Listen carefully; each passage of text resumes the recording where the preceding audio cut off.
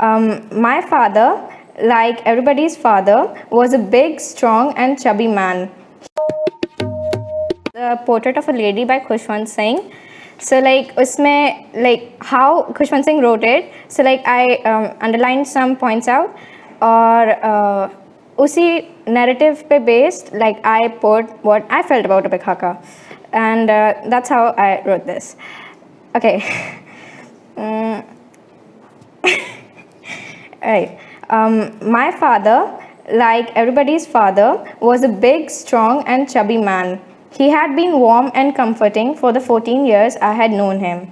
Photo albums tell me that he was once skinny and a charmer, but I personally find that hard to believe. He often used to tell us about his adventure escapades in the jungle, which were so implausible we just treated them as some figment of his imagination.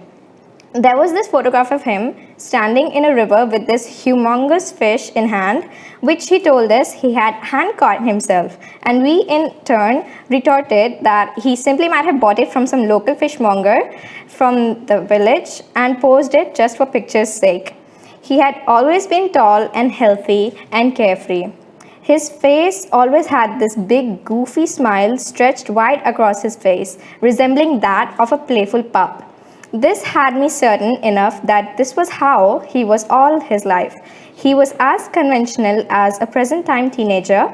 His routine was unpredictable. Some days he would wake up by lunch, whilst some days he'll just rise before the morning bird itself and would order takeout, that being an alternative much easier to cooked meal, and then would resign himself to his work desk and would remain there pretty much like a silent monk intent in his prayer. My father and I were the bestest of friends. We used to come over to his place on weekends and have a blast. We would laze around all day, eat junk food, and go on bike rides together.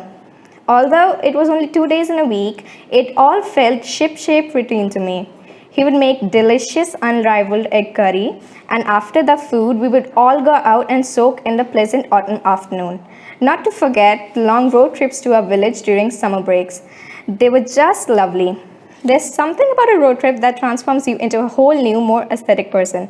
There's one reason why I still love road trips. My father never really dropped me to school. He did pick me up a couple of times, but that's different. The thing with me was whenever my parents dropped me to school, I would get this sad feeling that when we would reach there, I would have to leave them and go to class. The walk to class from the school gate was most dreadful, and every time they dropped me, I would cry the whole walk. That fortunately stopped by middle school. When both of my parents started getting more engrossed in their work, our weekend trips to my father lessened. It seemed that we were drifting apart from each other. Whenever he did visit us, the meetings would be more distant and brief. And then came times when years passed by with not seeing each other at all. Plans to meet up were made but broken. We just got more absorbed in each of our daily lives. All the monotony and rejection in between turned into a cold indifference and hate. In place of a sunny relationship took place an awkward get-together.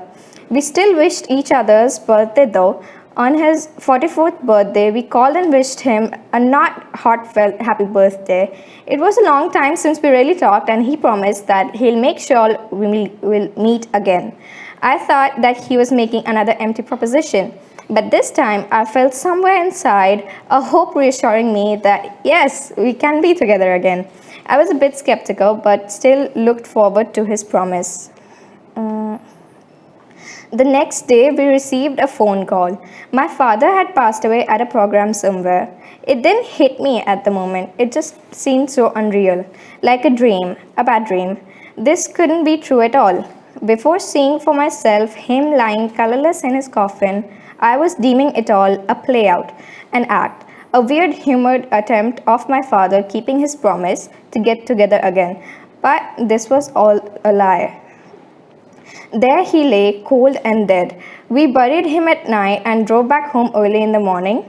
Pangs of guilt and regret clawing at my heart for staying mad at him till the last, for not forgiving him till the end. Kindly like, share and subscribe our YouTube channel.